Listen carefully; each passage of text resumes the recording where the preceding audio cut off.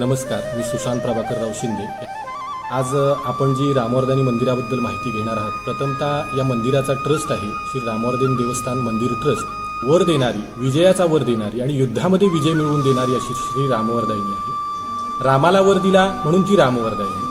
तर युद्धामध्ये विजय देणारी असल्यामुळे तशा पद्धतीचं युद्धामध्ये जाण्यासाठीची जी तयारी आहे, सक्षमता आहे, तशा पद्धतीचं तिचं ते पाषाण आहे किंवा ती मूर्ती आहे।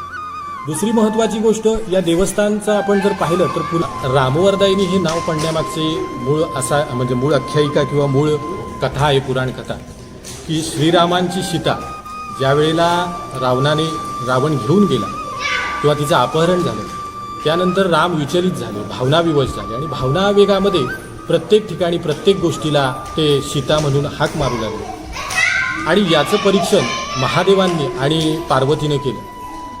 आणि मग पार्वती म्हणाली की आपण या श्रीरामांची परीक्षा घेऊया। आता श्रीराम म्हटल्यानंतर साक्षात ते भगवान विष्णूचा अवतार, आणि ज्या वेळेला ते आलिंगन द्यायला गेले त्या लतावेलींना,